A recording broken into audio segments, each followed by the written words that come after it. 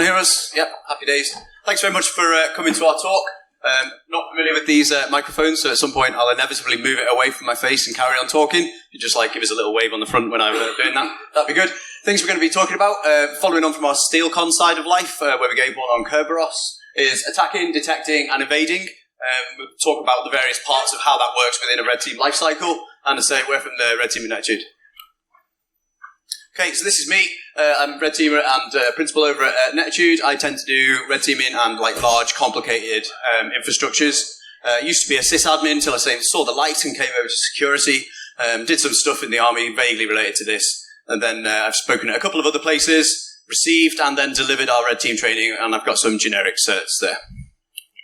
Hey everyone, my name's Ross at Pondexter. On Twitter, for those of you who care, I'm a red teamer at Netitude, also the world's smallest red teamer for obvious reasons.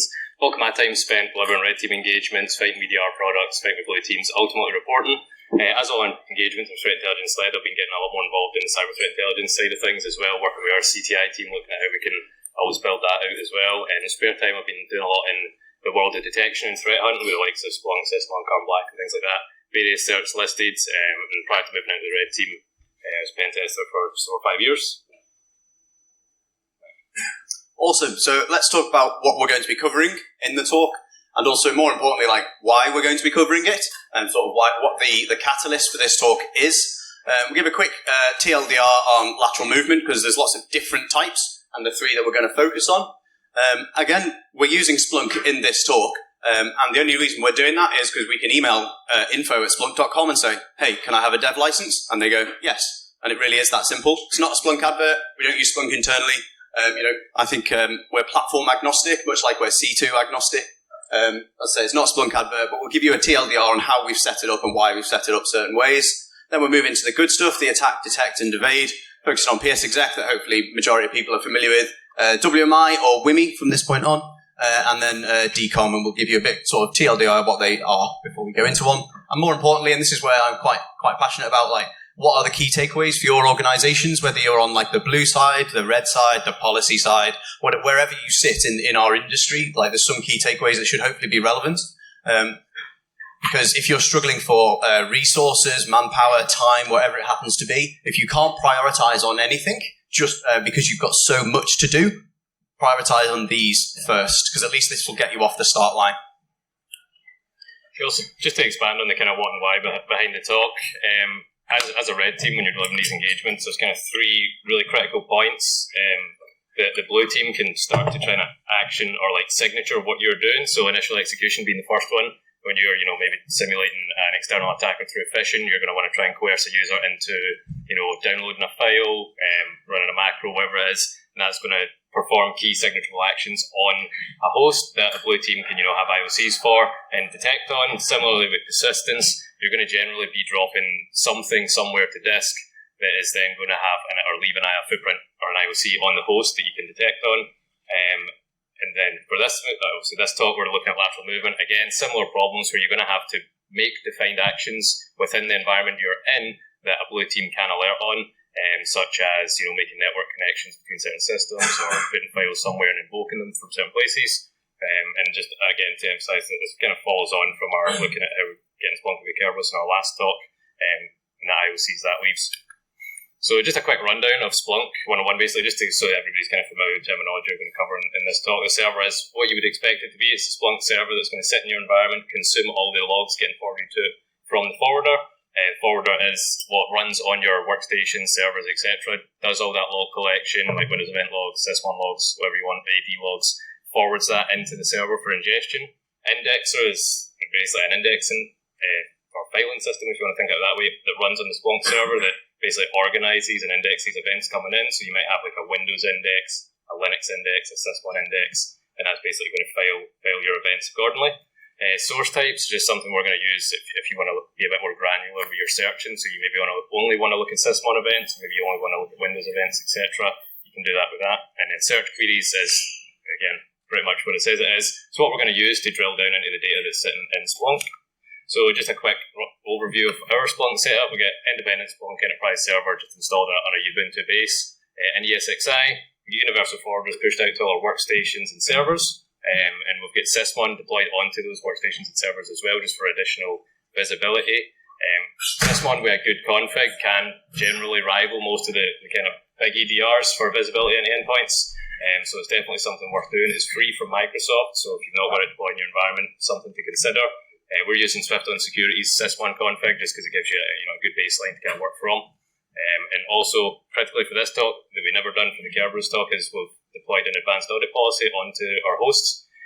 Windows out the box just has like a reasonably vanilla auditing policy that only really can collect certain logs just from like a resource consumption and storage perspective. The problem with that is some of the key events that we're going to be looking at today and for detecting these things, they aren't detected by default out the box. So if you're not pushing out a custom config that's going to pick up these, you're going to miss them. Just one thing to be aware of is don't blindly just push out a custom config and hope for the best, which is what I done and took down the Splunk server with about 30 million events in 4 hours. So there is 5156s and Windows event logs that basically anytime literally anything happens on a host, it's going to generate logs, and that's a good way to blast through your Splunk usage license fairly quickly. So you don't want to be doing that. Just a quick overview of our network diagram as well. Basically the same if you've seen the Kerberos talk. We've got a proxy server that all the hosts route through to the internet, pretty standard stuff. Splunk server again sits in the environment. All the forwarders go to that, otherwise comms and Splunk server shouldn't really exist. Windows 2016 DC, fully patched Windows 10 workstations, fully configured AD, we've got SentinelOne, Microsoft Defender, AMSI and all that on the endpoints. And we've also got a Forest Trust into a domain called Bloor Bank. The reason we've done that is, sometimes you get challenges in bigger environments where you've got really good visibility in one location but not another location, so it just kind of looks at the challenges, how we can, partially see into different things based on our visibility across the wider estate, not just one estate in a silo. Okay, good stuff. So there's a bit of introductory knowledge so everyone understands where we are in the setup. So let's move into the 3 various attacks we're covering. So SMB, FNB-exec or PsExec, port 445 comms. Then we'll move into WIMI, Windows Management Instrumentation, and Distributed Common Object Model or DCOM. Okay, and we're going to break each one of those down into attack, detect, and evade. And the idea of the attack is like low skill attacker, sort of maybe an internal inf pen test where stealth isn't of the primary concern. Or if you've been asked by the threat intelligence that the regulator's given to you to emulate a particular attacker. Because if you're doing red teaming without having threat intelligence in front of it, newsflash, you're not actually doing red teaming. So this is we're going to break it down into high skill attacker, low skill attacker side of things. Okay, so the current accesses in all the videos, we've pretty much got a low priv shell as a user, whichever Joe blogs, and we've got elevated creds to move somewhere else. It doesn't make any difference for this talk whether it's workstation to workstation, workstation to server, or server to server. It makes no difference because we're not worried about what the targets and the originating source are. We're worried about the underlying mechanism that we're using, so don't get focused too much on whether it's a server or whether it's a workstation. It doesn't really make much odds. With DCOM, you do need valid primary user tokens, so it's very difficult to pass credentials to DCOM stuff. Doesn't work, so you may need to look at using like RunAs or UACME, the sysprep bypasses and stuff for UAC. But again, UAC bypasses, there's plenty of them around. Plenty of those that still work, and I'll touch on why we need a valid primary user token when we get to that section. Okay, all good. So just one kind of key differentiation I want to make before we kind of dig into this is PsExec, kind of the original or classic version versus kind of what it's moved into is more like pass the hash or like down C2. So classic PsExec is the sysinternals binary that's basically, maybe on an internal pen test back in the day, you're going to drop that onto disk or drop on shares, fly it around the network. Not very sophisticated, not very advanced, so probably something that's not really going to occur now. Problem is when you kind of start to look into detections for like PsExec, for example, a lot of the recommendations hang on PsExec getting dropped onto shares and things like that.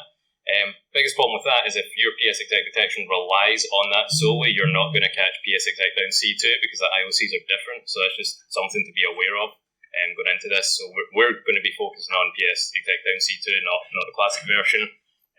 Another old school one is like sign binaries, just pulling them down via WebDAV.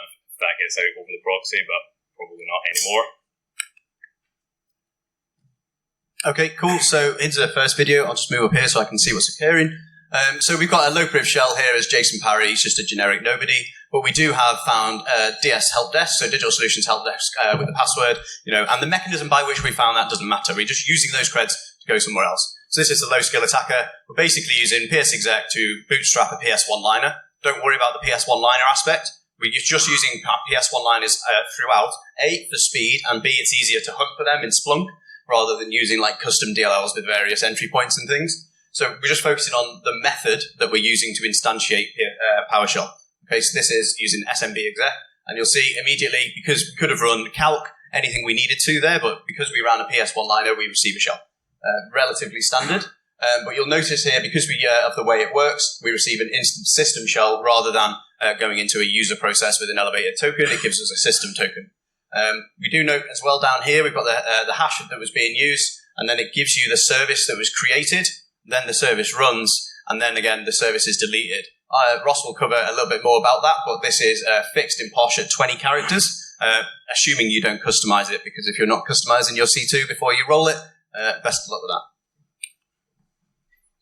Cool. So just a bit about preventing detection for PsExec. Generally, on-host firewalling is going to be a good place to start. Workstation-to-workstation comms are rarely required in your environment. And again, a big focus of a lot of the detection pieces in this talk are going to be around understanding your environment. So if you're going to build out detections, tune alerts, all that, you're going to need to know what's normal in your environment before you just go throwing in detections, because otherwise you're just going to dosh yourself with alerts. So workstation-to-workstation comms are really legitimate, and firewalling can protect as well with that, and then you can alert on it. Ensure your token filter policy is configured in conjunction with LAPS as well, just to ensure that's all tied down. Workstation-to-server comms is another one you can look at. Generally, they're only ever one way, so if you've got like hosts continually talking back to a server back to a host, you can look for that.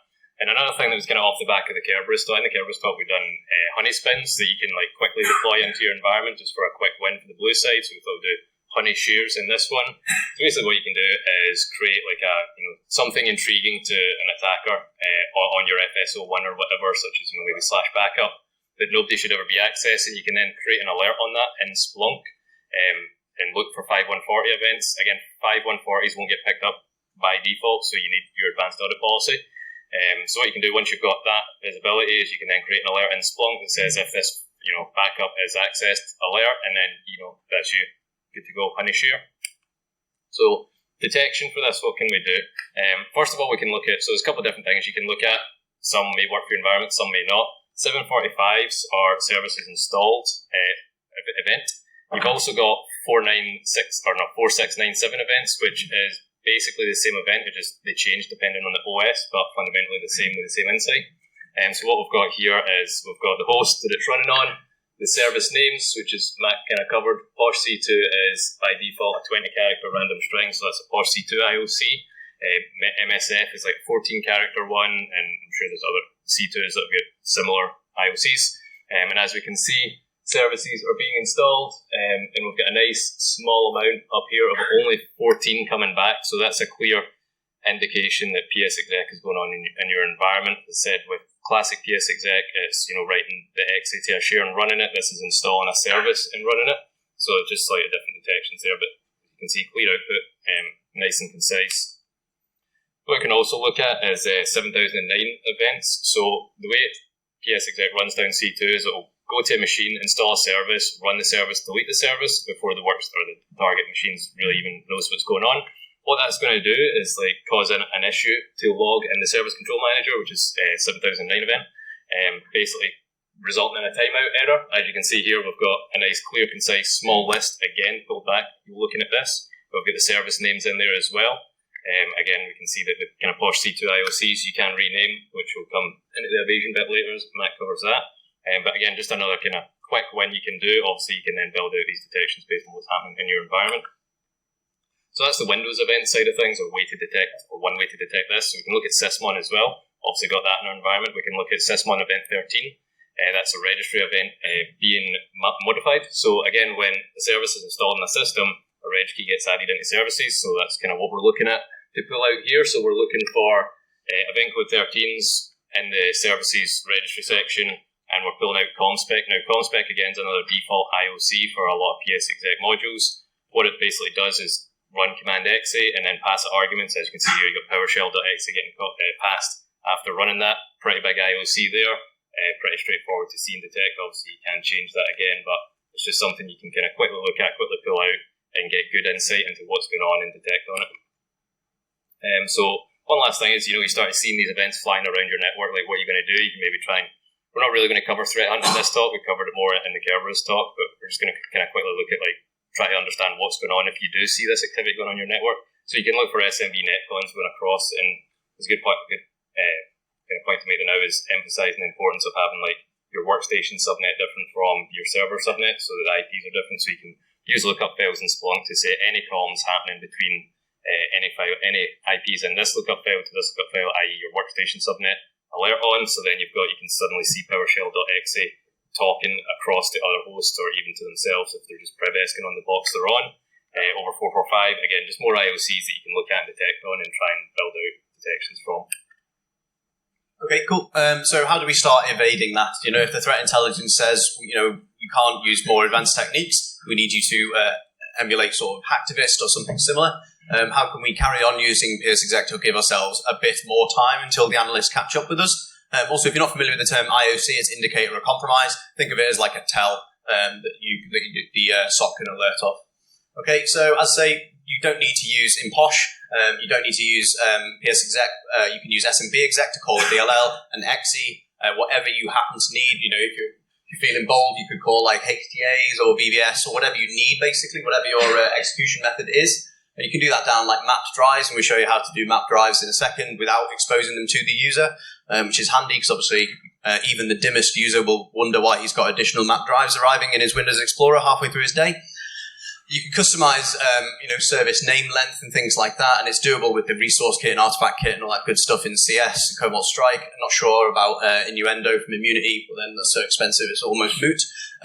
You can name your service as something legit to the target, and this is something that certainly in the Netitude RT we're really quite aggressive on. As soon as we gain new accesses, whether that's a new machine, new host, new server, new user credentials, we begin enumeration and situational awareness gathering again, and then feed that back into the cyber kill chain. Although we all hate that term, actually it does work, and there's a reason we're still using it in 2019. So we should know before we move from workstation 1 to workstation 2, whether SMB comms or PsExec is in use already in that environment, because we'll have looked at the event logs, we'll have run seatbelt and all that good stuff from SpectreOps and got the sysmount configs. So we should know that what we're about to do, whether it will blend in or whether it won't blend in before we run it. The idea of YOLOing different lateral movement techniques around is a little bit amateur hour, in my opinion. And indeed, we'll try not to use the comspec variable. There's only a finite amount of those, so you could actually quite easily alert on the comspec ones. You can change that in posh with -comspec n. And indeed, if you want to roll something different, just edit the PS1 before you upload it into the implant. And as I say, we touched on there, a service is created, executed, and then deleted. Again, quite noisy. Maybe it might actually just be easier to use se.exe, create a legit service that triggers at a particular time or whatever, and then don't delete it. Use se.exe to create a legitimate service in a legitimate fashion, rather than using PsExec to create, run, and delete. That might actually stay lower, even though we're then leaving another artifact of a service on the target host. Okay, so how do we actually do that then? Nice and simple. We will now use SMBexec to call a DLL that we've uploaded. Here, these are just the default posh DLLs. Worth noting here that Sentinel-1, allegedly a massive super competent EDR, is running on these machines. So here we are just literally uploading a proxy payload with proxy creds embedded in it. This is where the map drive is done up here. You can see I've left in T: here, so you can see where that drive letter would go. If you don't put T: in there, the drive is still mapped, but doesn't show up in Windows Explorer. Okay, so that's pretty awesome. And then that allows you to write there in that user context pretty simply. We then just simply, having uploaded the exe, we then call the DLL, call it test2.dll with the entry point of void function, which is the posh default entry point. And then indeed, we can just call it the service, which to allow us to find it in Splunk. But here we would clearly have named that like Citrix Updater, Palo Alto Global Updater, whatever you want to call it. Or if we're feeling bold, Pulse VPN Updater, because there's all sorts of RCE rocking and rolling for them. Yeah? Who knew? Cool. Okay. Pretty happy with PsExec. That's where the TI pitches us at sort of like low to mid tier. That's fine. If many sysadmins, and particularly in like medium-sized organizations, still using PsExec because they haven't really embraced PS remoting or anything like that. So let's look at WMI. And again, before we get into a TLDR on what WMI is, this is again the current access. We've got a low priv user on a workstation, but again, we've got the help desk account through whatever mechanism, doesn't matter. And he's effectively domain admin, we just don't know that yet, through overly permissive nested groups, because we've never seen that before either. Okay, and what we're able to do, we're able to move to another box via WMI.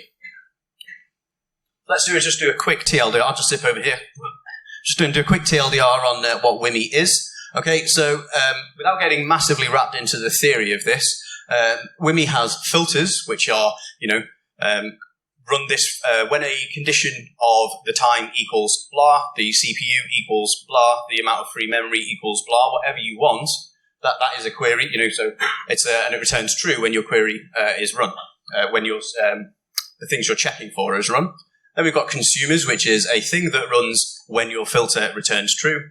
And then we've got a binding that brings them together. And then we've got things like subscriptions and all that other good stuff too. If you want to learn a little bit more about the theory underlying WMI, just bang out some MCSE certs. Or if you don't want to spend, sort of 2 years of your life doing pointless certifications, you could read Mr. Graeber's astonishing 2015 white paper that pretty much sort of kicked off the whole sort of more common usage of WMI. That's sort of the initial white paper where it all came from, and then everything since then sort of followed on from that. I'll get onto it in the evasion section. There's also some really solid stuff from Rubin PsExec with MOF files. That's really solid stuff as well. Next. Excellent. So we've got our shell over here is Jason Parry. Again, you might recognize him from SteelCon. He's pretty hapless. He's getting fished all the time. And we're going to use WMI to, again, execute a particular DLL. Okay, so relatively standard stuff. And we can see down here, yeah, excellent. We now get a new proxy implant. Most of these in this demo are all proxy implants because our testbed has a squid proxy in it. You can't, workstations and stuff can't talk straight to the internet because that shouldn't be a thing. It should go through a proxy. And you can see we now get a full primary token as that DS help desk user. That's to say that happens to be on the DC. Doesn't matter. We're just looking at what WMI looks like. Doesn't make any odds whether we're going workstation, server, etc. Any questions on that?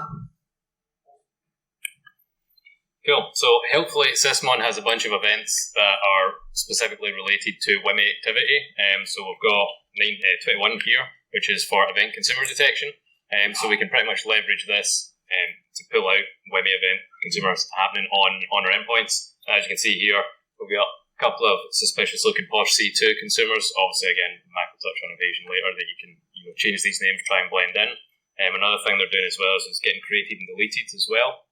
So these are like clear IOCs that you can pretty much look at straight off the bat just to see what's going on. Again, as I mentioned earlier, understanding your environment is going to be critical to getting reliable detection and insight into what's going on in your environment. If WMI is rife in your environment, getting used all the time, then these might not work. They also may work. We've been doing a red team and delivering the detection response assessment at the end of the engagement and working with a client, and it actually turned out that they had a whole bunch of WMI noise, and it was their IT staff using WMI to troll each other by using WMI to kill Outlook.exe and stuff like that, and PopCalc and all sorts of nonsense. So that was an interesting debrief to say the least. But that if that sort of stuff's going on in the environment, you're going to have a bit of a problem trying to build out reliable detections when you've got a whole bunch of additional nonsense going on. So again, as I mentioned, Sysmon's got event specific for different WMI things. So we get event code 19 here, which is for filter event detection. Again, broadly similar insight that you're going to gain from 21 events. Except we've got a bit extra information here. We've got the query that it's doing, which is a Win32 process start trace. You can alert on that as well, and again, it comes back to knowing your environment, what's going to basically give you reliable visibility versus just getting alert fatigue.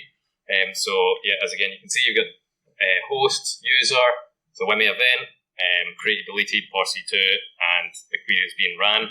We'll also get root sim in there. You might wonder what sim is. That is basically WMI's replacement as of 2003, I think it was, but nobody really cared or noticed. So just something to be mindful of, because it does have different things you can call with sim versus WMI, but they are broadly the same thing. So what happens if your Sysmon events are not going to be any good? Then you can look at WMI PRBSE, which is one of the core binaries that WMI uses to perform actions on a host. So what it's going to do is going to run, and then it's going to go and do things, which is what we're getting insight into here. We can see that WMI PRBSE is doing some PowerShell badness. We can also see the command line arguments going along with that. So if you've got WMI spawning PowerShell and invoking one-liners, even doing other maybe less obvious things like run DLL or whatever, you can start alerting on this. And again, it comes back to, is this normal for your environment? If you use WMI a lot for a lot of administration, then maybe this is going to be harder to spot. If you don't use WMI at all, then this will be good to go. Another thing you can look at as well is telemetry detection. So if you do use WMI, maybe you only use it to go and run a batch bunch of scripts at, say, midnight, between midnight and 1. You're going to have a spike of those events, but maybe between 9 and 5, no WMI activity is going on. You can use telemetry detection if you start seeing WMI events firing off, between 9 and 5, 8 and 6, whatever. You can start to look at, like, oh my goodness, what's going on? Like, this should be happening, so you can then alert on that. One last thing you can do is 4688, which is process creating as well. So, again, looking at WMI PRBSE, creating processes. So, if the other ones don't work for you, maybe this will work for you.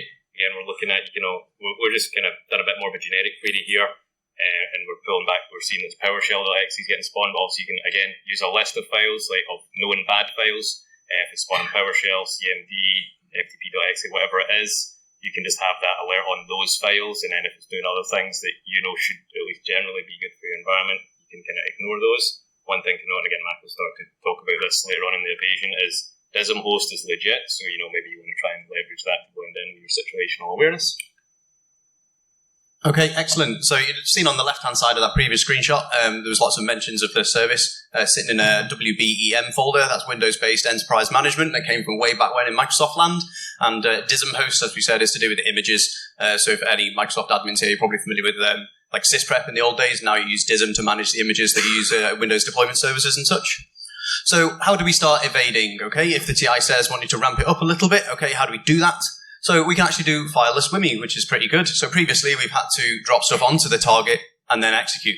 Okay, so we are in effect leaving artifacts, allowing the SOC to maybe tie hosts together, and you can see where we've been or where we're planning on going based off hashes. But also we then have to clean that up at the end of the engagement, which is A, difficult because we might not have access to that host anymore, or B, we have to list a load of hashes in the report and things like that. No one wants that. So the exceptionally talented James Forshaw discovered .NET to JS and then published a tool for that. So that's his Twitter up there, supremely clever bloke. And then we also have New.js Shell from Chris Ross, who's a Zoria on Twitter, again, pretty clever guy. We can tie those two things together.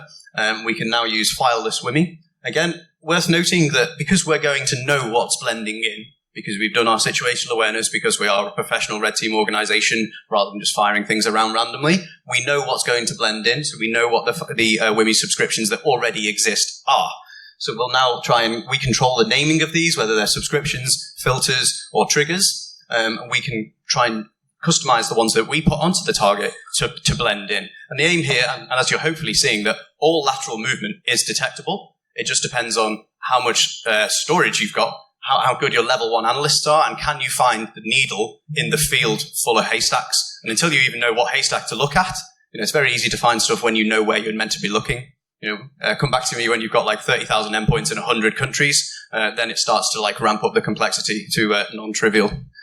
So we've also got a WMI implant from Chris Trunzer, which I think uses the OS debug registry key. And so he's actually got almost like a full implant. You can upload and download files, execute commands and stuff using WMI implant. It's not C2 compatible at the minute, to the best of my knowledge. We did have a cursory go at getting it in.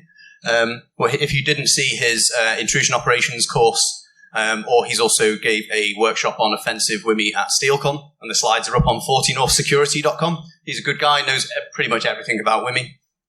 And as we said earlier on, we've also got SIM methods, and I think generally if anyone's looking for a master's thesis, there's probably some sort of really good stuff to be looked at when you look into SIM methods, because it is quite a distinct architectural change from WMI.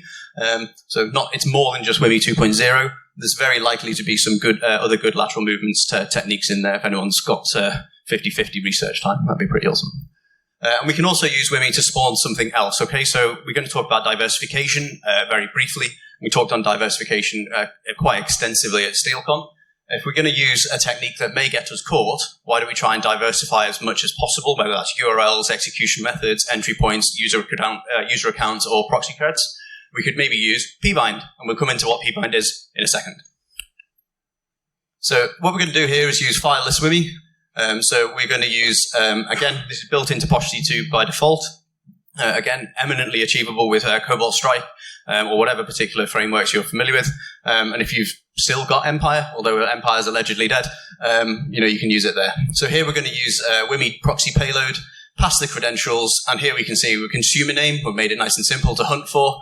POSI2 consumer, POSI2 filter, and the process name upon which to trigger is SVC host. Okay, so without getting too much into Windows internals, SVC host is always there. So we can see here that we use WMI.js to execute that, and we use this particular .NET to JS base64 string here. We have got a plan to allow an additional option over here to pass different types of payloads in. But at the minute, if you want to pass things that aren't a POSI2 implant in, just base64, whatever you want to execute, DLL, whatever it is, and name base64 it and call it this, and then this mechanism here will run whatever other command or other implant or other shell or other C2 framework you want. So that's how you can session pass between C2 if you want. And more importantly here, we can see that this is the query that will cause the consumer that we've written. Okay, so select star from Win32, process start trace where process name equals SVC host. TLDR, when SVC host is running, run the thing I want. SVC host is always running, so game on. And we can see in this case, our .NET to JS base64 payload now runs, and that's fileless. Awesome. So let's have a little quick TLDR on Pbind. Don't want to get too much into it because it's kind of like an hour talk by itself. It's made by a super clever guy who works for us called Doug McLeod.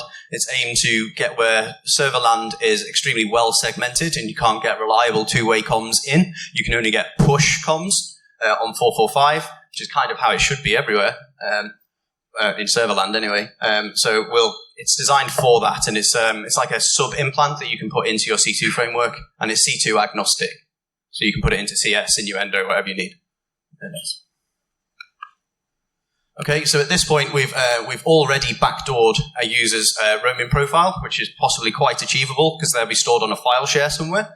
But then we wouldn't be able to reach into the server where the Citrix box or the VDI session or the terminal services session is, because that's appropriately segregated. When we compile Pbind on our Windows attacking machine, this key is automatically generated, and then we can upload that into the user's profile. Then go home for the day, and Joe Blogs comes in the next day, and his roaming profile logs on again. Because we know what these variables are, we can then just pass them as a connect, and it will automatically connect, as we can see there. We can now run commands in the context of the user which we've just connected to, which is quite a big power-up, really, because before we had no way of executing commands on that server whatsoever. Now we can execute commands on that server as a valid user. And we can see here, we just get we run pbind command the host name, and we can pbind command who am I, which is quite good. Also, what's pretty awesome is we can then use pbind in the context of the remote user to run other DLLs that we can upload through pbind. The next slide's with the reader there. And you can upload that DLL onto the target file system and then run it. Okay, in this case here, we've hard-coded the proxy creds in, so this server is able to get to the internet. But if they've got appropriate layer 3 controls, because layer 7 controls is not enough, if you've got layer 3 controls to prevent servers talking to the internet, you can use implant 41 here as a daisy. So implant 43 will talk back to implant 41, and then implant 41 talks out to the C2 proxy, and then back out to the C2 server via whatever domain fronts and stuff are going on. Okay, as a top tip, if you ever see your servers talking to the internet, it's not a good thing. So that's why, certainly on the operator side of life, we'll use a workstation as like a known good workstation to handle all the daisy comms. If you're not familiar with how to do daisy chaining in Posh, Rob here is in the middle of rewriting the documentation, so he'll definitely get that done. And also, generally, it's pretty simple. If you've got the latest Posh public, the syntax is like 1,000% better. Okay, so let's have a look at WMI again, to call pbind again. Just here, because we could get command execution in the context of Paul in the previous video, but how do we start then enumerating that server and things like that? So here is a proof of concept. We'll just use PowerUp. This is bundled into Pbind already, but if you want to squirt other system management automation.dlls into your Pbind, just open it up in Nano or Vim if you're feeling bold, and then you can base64 whatever payload you'd like into Pbind, then pipe it into the implant. You can then just call it with Pbind squirt the module name, and then all of the functions that would be available within that PowerShell implant are available from Pbind command. And we can see there, just as a proof of concept, invoke all checks, and you can see the power-up runs down the Pbind port 445 using push comms only at a layer 3 point of view. Named pipe forwards and backwards as a byte stream from an outside layer 3 point of view. Why that's also pretty awesome is you could also quite easily base64 stuff like Mimikatz and all that good stuff, and then use Pbind to call Mimikatz, creds out of memory, hashes out of memory. You might think that, oh, PowerShell-based Mimikatz is dead. It's like, well, no. But then also, by the time we're using Pbind, it's probably against some really super important production servers. Most large organizations, by the time they're involved in CBEST, GBEST, and TBEST red teaming frameworks, they'll have probably pretty monstrous technical debt that they're afraid of changing things. And their systems will say, must be run on physical tin, mustn't run on VMs, must not have EDR antivirus running on it as well. Because, for example, SAP and EDR, well, best of luck. So we can actually abuse that quite heavily by making use of highly secure at layer 3, but actually quite poorly secured at the operating system layer things, because there's no AV, or the AV is trivial. Maybe they're running McAfee, like old school, and things like that, which won't provide any detection whatsoever against Mimikatz in memory using system.management.automation.dll, which is what Posh is running.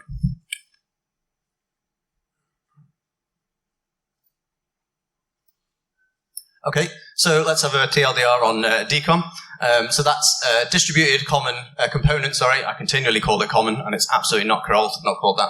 It's component object model. I could give you a TLDR on that, but I'd quite heartily recommend you get yourself a 60-minute TLDR from James Forshaw. Again, he did a talk called COM in 60 seconds, which is like the authoritative how COM works 101. It's genuinely stunning. You can see why he works for Project Zero. What it is it's a set of methods that Microsoft products have that can expose remote methods that can be called through RPC, provided you've got valid credentials. Once those methods are then, you've then created a connection to the valid CSL ID. We'll go through that in a second. Lots of different methods are exposed, some of which are like open new tab, close tab, all sorts of various ones, but some of them are like shell execute and stuff like that, which will give you command execution in the context of the current logged on user. Okay, here we can see up here, we've got a shell as low priv deb and a shell as high priv ben. We know it's high priv because ben has a star. And this is built into Posh. Again, this is just an indication of how a lower skill attacker would do it. And this is baked in, but you guys can obviously customize it. Invoke DCOM proxy payload. And it's important to note that you need to have a valid primary user token to make use of this. Hence why we need to have a shell as ben. You can't do it, you can't pass credentials to the deb implant, it doesn't work. And you'll scroll up here and we see that the default DCOM method here is MMC20, which is Microsoft Management Console. The thing, in Active Directory, you manage Active Directory with like Active Directory users and computers. That's running inside mmc.exe. And that has COM methods that are able to be instantiated remotely. As we can see here, MMC20 application, and then we can see there's a shell execute command, and that's the command we ran. So actually, we just bootstrapped a PS1 liner, but again, that could have been anything we needed. It could be anything you want it to be. So that's the power of that, really. From a detection point of view, quite loud, though. Most mature organizations, hopefully, by now are catching that from a process tree and a process parent point of view, because what that looks like on the Defender side is SVC host spawning a child process of mmc.exe. Pretty super weird.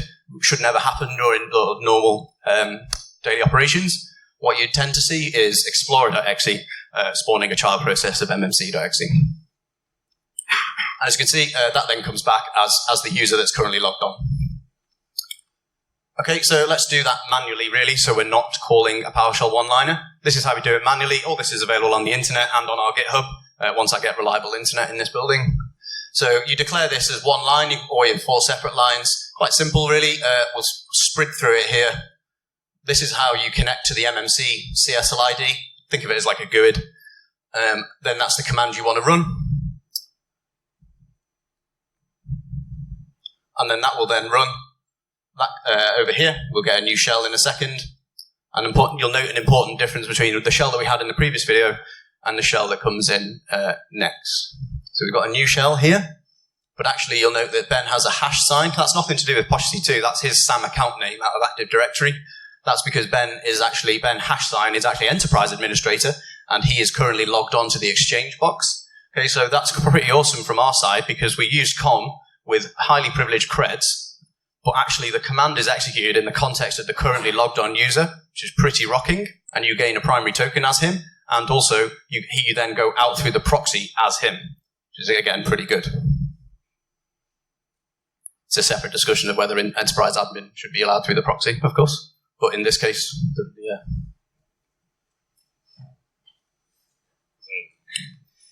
Cool. So detect and decom, as Max said, like one of the kind of first things is MMC being spawned by SVC host. So that's exactly what we're going to look for here.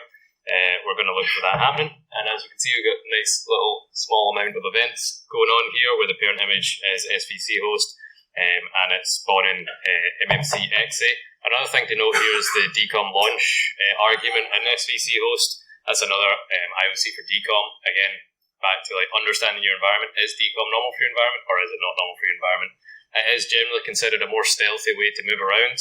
However, we have been burned before by using decom in an environment that doesn't use decom because you stand out like a sore thumb. So again, situational awareness, like blend in with your environment. Don't just do what you think is going to be smart and actually outsmart yourself. So yeah, that's first detection. Second detection is looking for the decom launch, as I mentioned.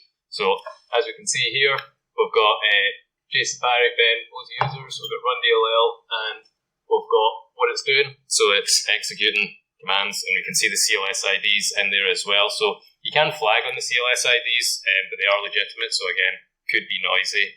Just depends on, again, your environment and what's going to be normal for it. So we can move on. We can use what we've seen in that event to build out, I would argue, probably a better detection and look for the shell create stuff. So instead of looking at run DLL theta, we're going to look at shell create. And as you can see here, we've got 27 events coming up here doing various things, most of which are reasonably decom related with class IDs. A lot of these detections are kind of broadly similar for decom because there is like only so many ways you can instantiate things and do things. Again, it just depends on what's going to work for your environment. So again, here we're looking at the shell theta DLL. We can see we get decom launch in there as well. All the good stuff that's going to point to potential IOC. Okay, awesome. So if you want a bit more theory and grounding on what like decom is, Matt Nelson, Enigma 03X and stuff like that, he came up with the idea, really, to my knowledge, and he's got some pretty solid walkthroughs on there. There's probably a really good research time usage into finding more of these methods that we can instantiate, because lots of people are starting to get detections for those CLS IDs or the GUIDs being instantiated, and there's only a finite list. Much like there's only a finite list of lol bins if you're still partying like it's 2017. So there's only a finite list of lol bins that are effective. So how do we evade? Well, number one, we don't use MMC20 because, again, SVC host spawning MMC.exe, abnormal. And so much of the detections here are around presence of the abnormal, absence of the normal. If you don't know what your network should look like, then how are you going to find it when it doesn't look right? So we can use different methods, and Outlook has got some really good ones, Visio, Excel, and Word.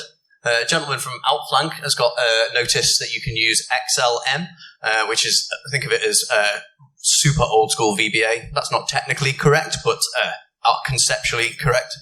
And that will allow you to run scripts over decom. He's got a proof of concept called Excel for decom, which has got a Cobalt Strike script if anyone's interested. It's super slow. But then that's easily tweakable if you look at the source, and it even tells you how to do it on GitHub. That's really good, but does require 32-bit PowerShell process that you're sending it from, and also you need to be it needs to be 32-bit Outlook on the target, 32-bit Office on the target, which is still the majority because 64-bit Office is only for 365 has only been the default for like 3 or 4 months now. So like 90% of the planet is still running 32-bit Office, despite having had 64-bit computers for about 10 years. There we are. And it's in the pipeline to get this integrated into POSH-C2. There's just issues with size of shellcode. So the staged payload from Cobalt Strike is about 800 bytes or so. When I tried to get this going for POSH, it was 103 kilobytes. So quite a size difference. I left it for like 3 or 4 hours staging, 1 byte at a time over decom, but no dice. I called it quits at 3 hours. Kind of thought my shell wasn't coming in by that point. So what we can do, though, let's say we are using shell execute or shell Windows or Excel for decom or Outlook and things like that. Let's say we are using that. How do we ramp the complexity up again? More importantly, remember we're going to call something, and it isn't going to be PowerShell. So if we're going custom, because we should be, we're customizing our payloads and things like that before we put them on the target, whether it's an exe, a DLL, or whatever shellcode mechanism, why don't we configure it to auto-migrate into a known good process using correct migration processes? Don't be using the signatured ones from AMSI, like create remote thread and things like that. We're playing with Fire. Maybe do some suspended RTL create user thread stuff. We can also spoof the parent process to try and defeat the layer one analyst who notices that random processes have child processes that don't look legit. And indeed, we can use either features that are inbound for POSH or the ones that are built into Cobalt Strike for the argue syntax and things like that to spoof command line arguments. And there's a really good talk from a guy called Will Burgess at MWR. I think he gave it at Wild West Hacking Fest last year about how red teaming needs to mature and get better at the in-memory evasion and staying, dropping beneath the radar when EDR comes knocking. I think they've got a proof of concept called Gargoyle or something similar. That's quite clever stuff. And indeed, if we know what the sysmon config is, because we're going to do situation awareness when we land on that endpoint, we'll also know exactly what processes sysmon's going to alert on, exactly how it's going to alert on those, and then we can spend the time guaranteeing that we're going to fit in, or we could use a sysmon whitelisted binary, for example, or one that doesn't attract as much attention from sysmon, whether that's DISM host or something related to Windows updating and things like that. We can try and blend in, particularly if it's a well-known one that the level 1 analyst thinks is going to be legit. So let's do a quick demo of that then. On the left, we've just got the output of whoami/all. We're going to remotely instantiate using shell execute. We're going to use global protect plugin.exe, which is like a little exe we compiled back in the office. So what does that look like from the user side? Nothing is the answer. Totally transparent. But you'll notice we've got no shell. The reason we've got no shell currently is because in the exe we left some message boxes so we could explain to you what's going on. So we can see here PID of 4344, and we're in the current user context of Corin, who's just the user we're trying to laterally move to. We're also in a 32-bit arch. So now you'll note the shell has come in. So, it's been through the execution process. You can see now we do actually have a 32-bit shell as Corin, and it's C# rather than going PowerShell. We've talked about how PowerShell is dead, allegedly. We talked about that at SteelCon, and Ben Turner and Doug and Rob Maslin talked about it in BSides London. But more importantly, we can see our current PID is 4334, and our current PID here is 4334, which is Chrome. It's got a parent process of 5820, which is Chrome itself. So we've spoofed our parent process, and we're now like in a process that looks legitimate to be making network connections from the sysmon side of life. Google Chrome making network connections, it's kind of expected functionality, easy to blend in. And again, if we needed to, we can build in some additional stuff, whether we want to use Outlook to spoof into, need to make sure you get your architectures correct, or whether you want to use any other process. Notepad making network connections, probably not a good choice. But stuff like Chrome, Outlook, maybe not Word, and things like that, you can spoof your parent process to try and break the process tree tracking from the level 1 analyst. So that's what that looks like, and then that gains you a C# shell if we're trying to ramp up the complexity. So we're not touching system management automation.dll, and then that's we're game on from there. We've successfully laterally moved. Okay, so coming towards the end now. Key takeaways if you're struggling to prioritize. If you are not rolling like a defense in-depth strategy, it's a matter of when, not if, the inevitable happens. Active Directory is kind of the attack surface, and the workstations are the way in now. We see workstation to workstation communications, like we do it quite frequently. From the blue side, if you should have obviously like a CSV of your workstation subnets and a CSV of your server subnets, pop them into Splunk as lookups and say, if you ever see workstation subnet talking to workstation subnet, that's obviously not a good sign. Very rare that should happen, particularly like workstation subnet in London talking to workstation subnet in Singapore. Usually very rare that that's a thing, hopefully. So private VLANs, totally get that that's quite administratively difficult. Used to be a sysadmin implementing the private VLANs at scale in a proper grown-up organization of like 300,000 employees.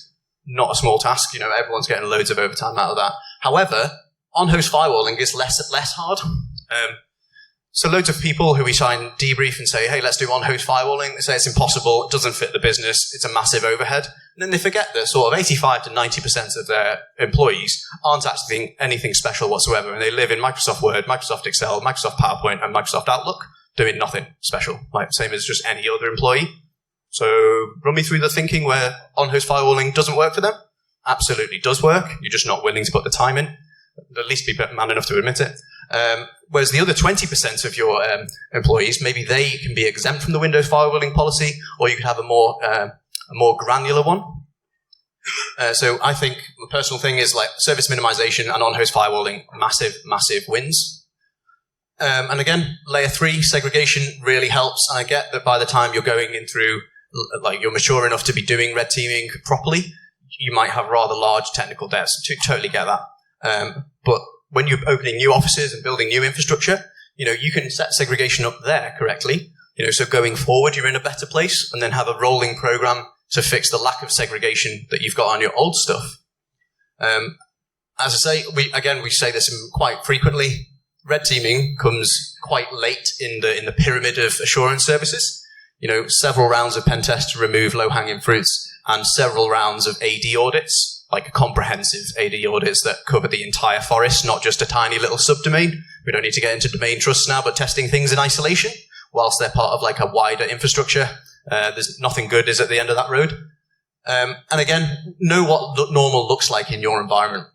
Whether it's WIMI, PsExec, or DCOM, and obviously there's other ways as well, you need to know what normal is. If you don't know what normal is, then how can you monitor for presence of the abnormal? Because you're literally in a dark room with your hands out in front of you. You've got nothing to base information-led decisions on. EDR, again, it belongs on everything, really. The cost, I appreciate the cost, but still cheaper than getting owned. And a big one for me as well, it's not on the slides, is for quite a few years now, Red Team has kind of like run riot. And then the Blue Team has just been on the receiving end of it.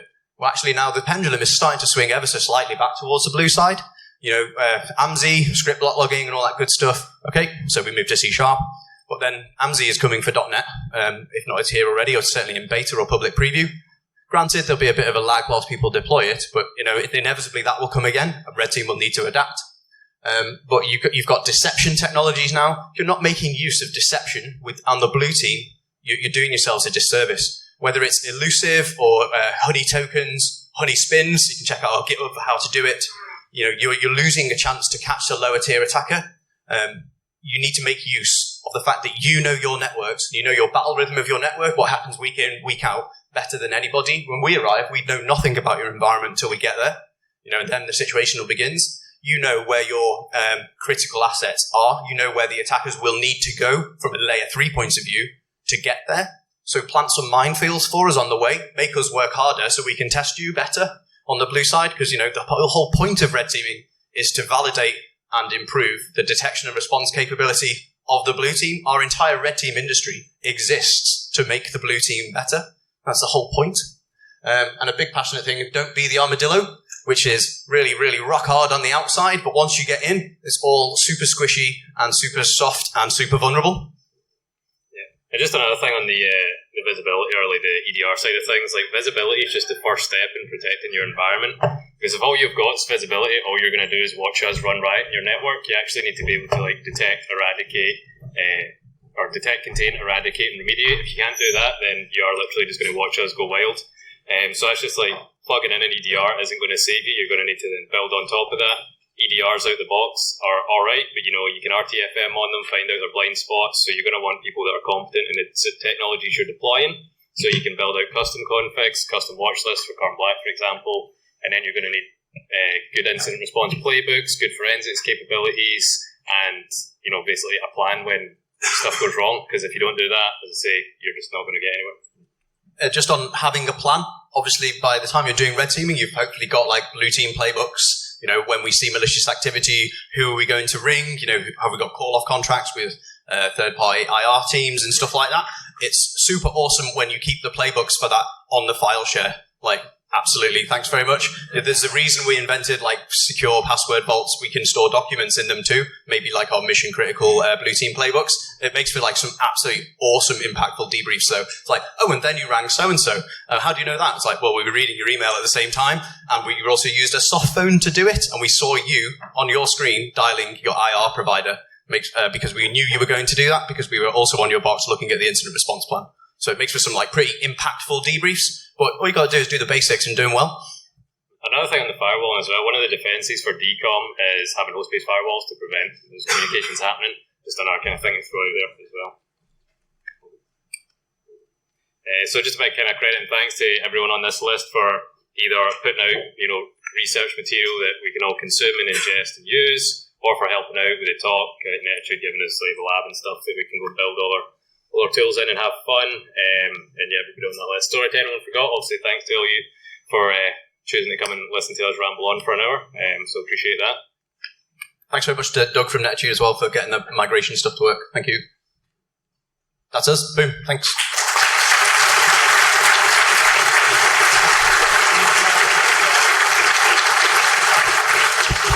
We've got a few minutes for questions. If anyone's got one, stick your hand up. No? Okay. Oh, here we go. What stops you dead in your tracks? Say again? What stops you from hitting a network? Have you seen anybody actually deploying lockdown whitelisting that Russia custom DLLs, or what's the number one blocker? Like, whitelisting is a massive power up. Again, it can be really difficult to scale it, but if you look at your most at-risk users or most impactful risk users, they're probably just normal Office users, to be fair.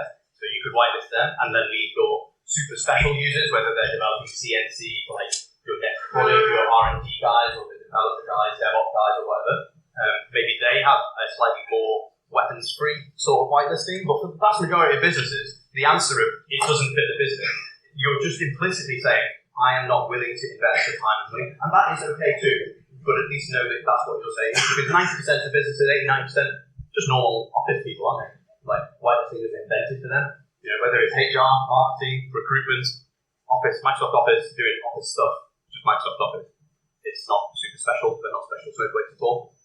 I'd also add in that a good blue team is pretty key as well. Like, some businesses will focus on like preventing phishing. Well, you're not going to prevent phishing. There's always going to be new methods coming out, new techniques that attackers can use. So it's not a reliable thing to kind of like hang your hat on.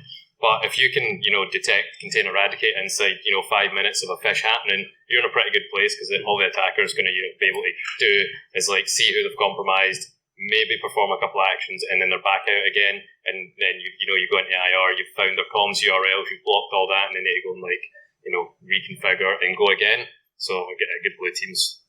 Having analysts who are empowered to make well thought out but quick decisions that will cause outages is actually really good. It's like, I meant to touch on this earlier. So we have a very, very quick OODA loop. Our ability to observe the situation, orientate ourselves, decide what we're going to do, and then act. Ours is instantaneous because our mobile phone bills are 16 hours a day for 30 days a week. So we are on the phone all the time, all day, every day. We don't need to worry about your change management. Change management has to have its place, absolutely, and it must happen. But having a 3-day change window to reset, a hot service account password, like 3 days later, the engagement's over, and, we are well on the way to writing half the report by that point. You need to have people who are empowered to change creds, change firewall rules, and know that it will make an outage. It will knock your entire, say, Camberley office down in Surrey. It will knock them all offline. But it's still better than the alternative, So don't be empowering your people, because technology is just one part of it, isn't it? People and process are the big ones. People is hard to stand up your own capabilities, takes years, takes a lot of money. Processes, again, lots of people get too wrapped around the axle about like, we need a process for this, process for that, and by the time we've had a meeting with every man and his dog, we aren't empowering the lower ranks, as it were, of the analysts or the risk owners, whether it's the CRO or the technical risk owners and stuff like that. Outages aren't great, totally get that, being a sysadmin, but they're still not as severe as the impact of having a potential compromise.